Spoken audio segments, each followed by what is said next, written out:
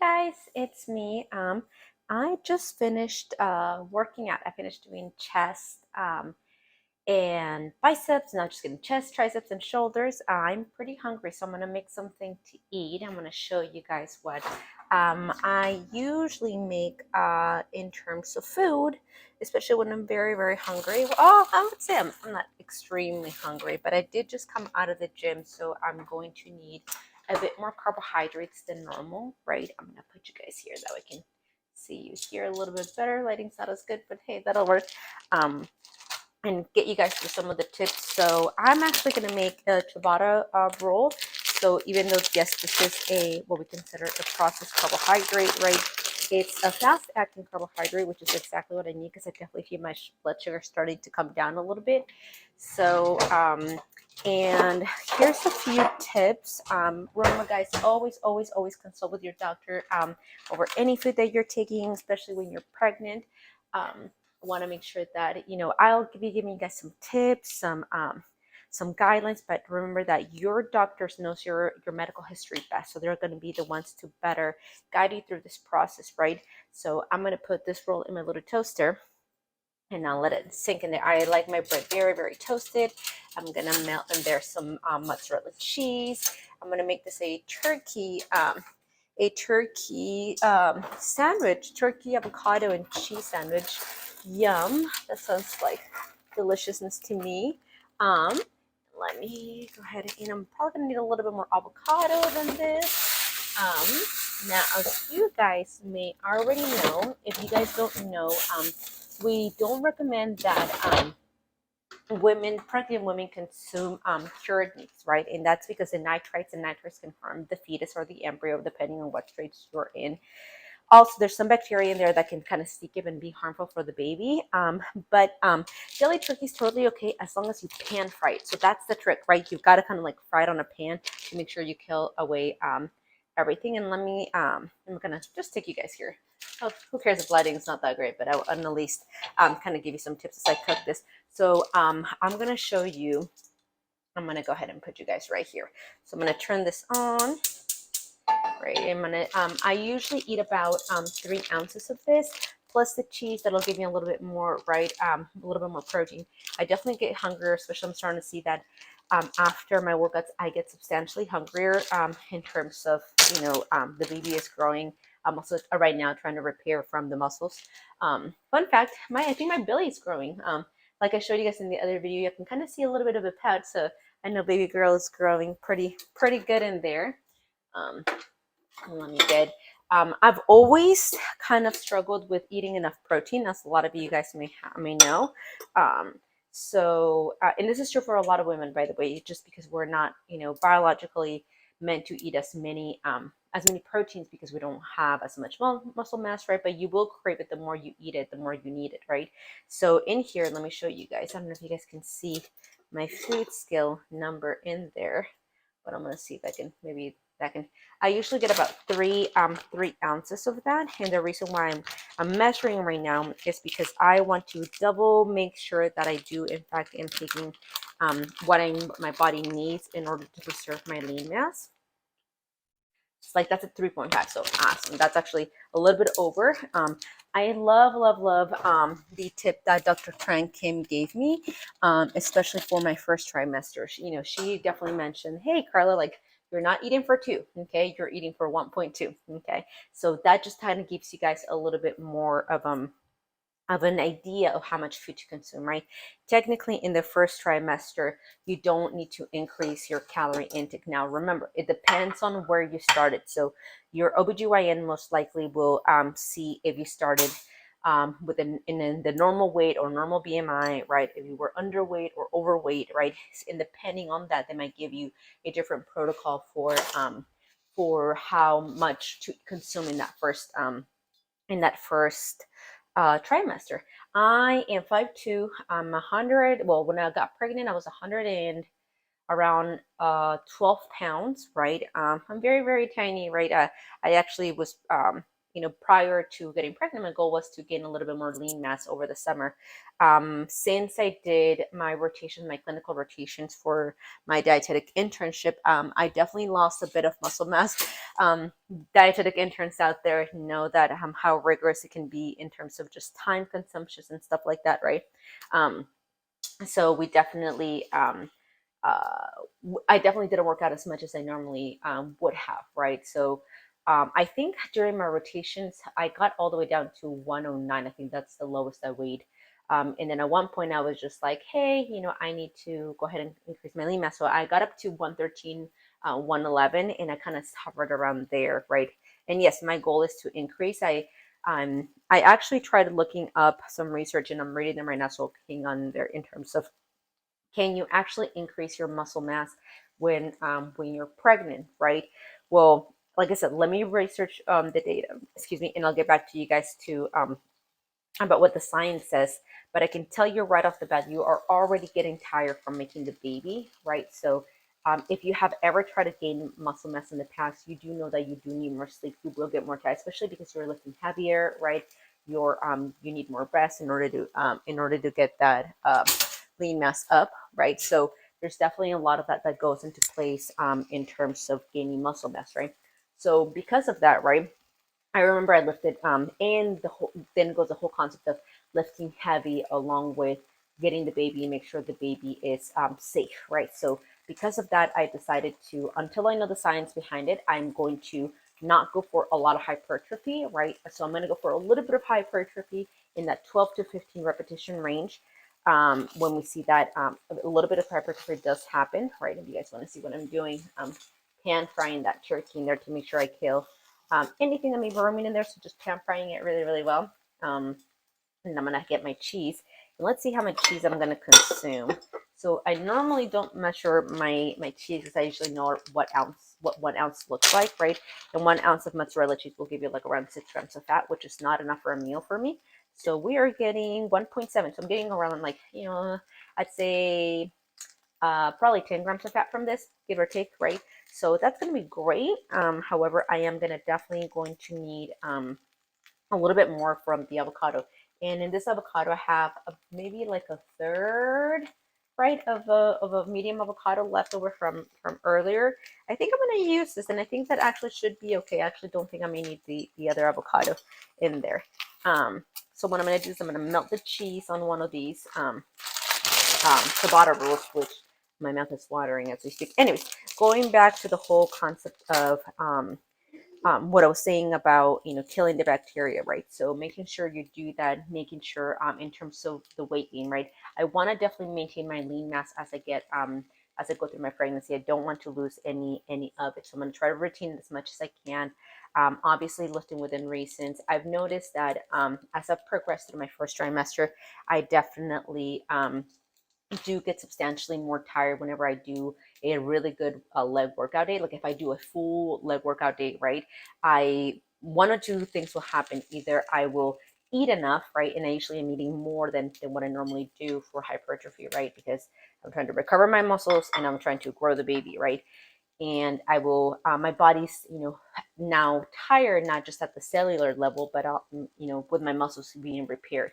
And because of that, I will not have as much energy as I normally do, right? I will want to just lay around the house, watch some, TV, read some research reports, right? That's when I thought about kind of, putting that to good use in there. But yeah, so just to kind of give you guys some perspective in terms of what is it going to take, right? Like a lot of people report not being able to work out during their pregnancy. That may be due to the fact that they may have some kind of high risk pregnancy, guys. So remember, my journey is reflective of me. I'm just going to give you guys some tools and some tips and some you know, um, different guidelines maybe to ask your doctors, right? Every pregnancy is different. Every woman is different. Women that have had multiple pregnancies, you will even tell you that each of the, pregnancies was substantially different from the last one, right? So I want to make sure that you guys understand that somebody else's journey, my journey is not going to be your own, right? And this is actually very important for you ladies to understand because this is one of the things that I didn't realize at the beginning, right? And at the beginning, a lot of people were telling me like, "Oh, you won't be able to do this, you won't be able to do that," and things that I was used to doing and I actually enjoy doing. And I think I actually might have gotten a little bit depressed at the beginning just because I listened to that and I almost absorbed it as my truth and my reality, which in fact is not, right? That was their truth, their reality. They may not have been able to do whatever kind of thing because of the things that their body was going through, and that's okay, right? Like they didn't mean any harm by it, but that doesn't mean that it had to be my journey. Let me give you an example. People tell me how bad the morning sickness was going to be, right? Now, in I'm sure that for a lot of women, that's the case. And I feel very, very lucky and very blessed that all throughout my first trimester, I didn't really get any nausea or morning sickness. So, knock on wood, hopefully it stays that way, right? But that's just an example of how their reality and their truth was true to their journey, right? So make sure you guys you guys get going with that mindset. It's like, hey, let's see what this baby has in store for me, right? Like, let's tackle one thing at a time as it comes, right?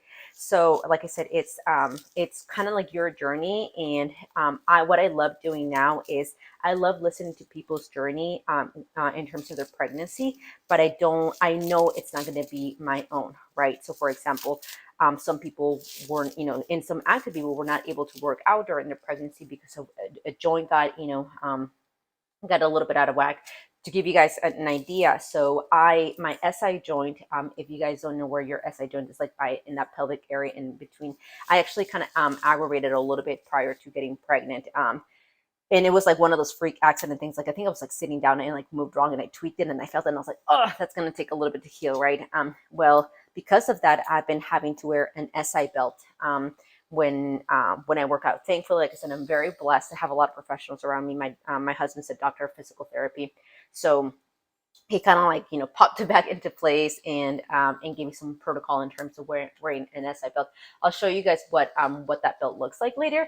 But yes, if you're having anything like that, please consult your doctor. Please consult a doctor of physical therapy. They will be able to walk you through what you can do, what you cannot do. So, for example, for me, because of my SI joint, I can no longer do, or I should stay away from, right? I can do them, but I shouldn't, right? Single leg exercises. So my single leg glute bridges, right? My single leg RDLs, like all of that, I need to make sure to not do them so I don't aggravate my joint even more. Especially because remember, your placenta will be making that hormone elastin, which loosens up your joints. Really cool thing that I found out, right? That's what enables everything to kind of get loose as you grow and you expand. I saw the human, body is really, really cool and really, really amazing in terms of that. So let me show you guys what you can see that one's really, really, really cooked. I left it a little longer just because the cheese in there. You can eat soft cheeses as long as they're pasteurized. You want to make sure that you're able to consume them. So you can eat, soft cheeses as long as they're pasteurized, right? I know one of the things that was even one of the things that I was just like, I think I didn't freak out, but I did kind of was like, oh my gosh, I'm pregnant. I forgot what I can't eat. And for a moment, like I just kind of like, people were like, no cheese, and I was like, wait. I don't remember learning that, right? So I went back to my textbooks, really, like literally, I have a bunch of texts that I went back to. I was like, wait, what is it? What did the science say about that, right? As long as they're pasteurized, you're okay to eat them, right? I like to, even some cheeses, I like to, cook them like I did with the mozzarella, right? Just to make sure I kill anything else that may be lingering in there. Um, Salt is another very important thing for pregnant women, right? So your body's going to actually need more salt, right, to retain the water. Salt, the chemical in salt, right, it's called sodium chloride. You actually need more sodium and more chloride when you're pregnant because you're creating more plasma. You need it for the sodium potassium pump. I know this, I'm like nerding out for you guys, but this is a little bit of information for those science peeps out there that understand the science behind this, right? So make sure that you are increasing your salt intake as a pregnant lady. As long as you don't have pre-hypertension, once again, consult with your doctor, right? But by the way, your body will reach out to for what it needs, right? and especially reach for things that you have been giving it in the past. So for example, I know some people, and I think the last time I had a pregnant patient was actually like 4 years ago, right? So it's been quite a while. So and she wasn't with me for like physical activity. She was just actually because she was a vegetarian, and she actually needed to introduce some more proteins because of her pregnancy, right? She was craving chicken and salmon and things that she hadn't been used to. And if you know anything about excluding anything out of your diet, you can't just put it back in. You have to gradually and in a very systematic way pour it back in to make sure you don't shock your system, right? So anyways, she was telling me that she was craving a lot of chips, and I say, whoa, hold on, right? Chips are very calorie dense, right? And she told me that she didn't want to gain any unnecessary weight during her pregnancy, right?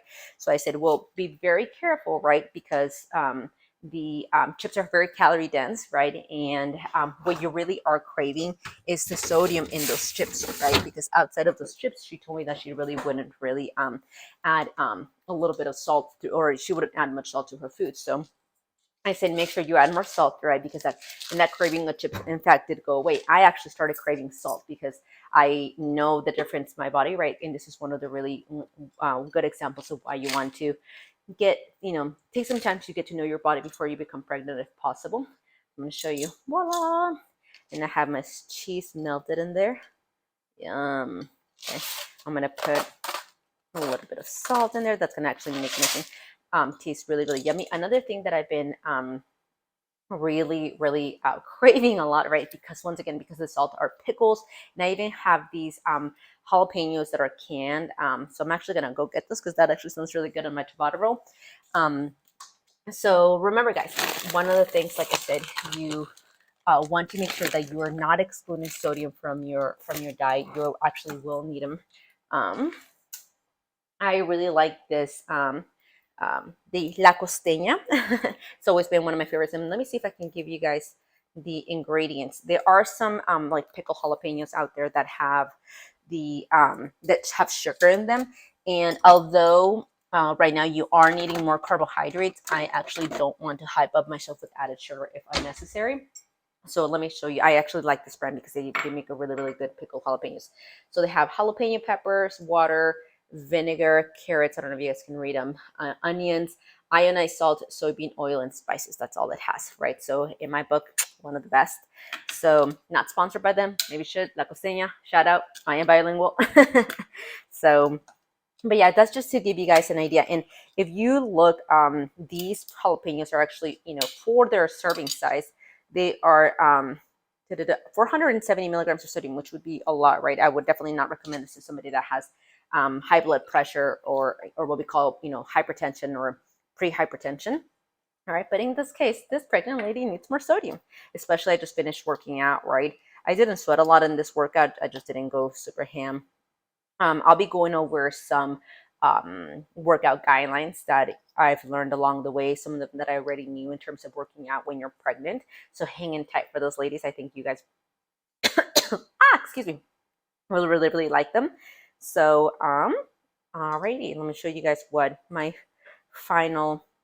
Oh my gosh, my mouth is really, really watering now because I'm getting very, very hungry. I'm also might throw some grapes in there just to kind of pump up the carbohydrate intake. So one ciabatta roll is 40 grams, which is excuse me, pretty good for after a workout for me in terms of the meal. But I'm definitely gonna I might need a little bit more. Whenever I don't consume enough carbohydrates, I'm really gonna get in this like hazy, like low blood sugar state, which once again I know because I've taken the time to analyze and to see how my body reacts to certain things. So let me show you guys. Yum! This is gonna go into the baby's belly, my belly. We are both very, very happy. See if you guys can see that right there. So I have my ciabatta roll sandwich with my jalapenos and my cheese. This is going to be amazing, guys. So cheers to you guys. Cheers to my fit pregnancies out there, and let's enjoy eating because we're feeling our body, we're feeding our baby, and we're just having an amazing time. So hang in tight for those other videos, and I hope you guys are enjoying this journey as much as I am. Bye.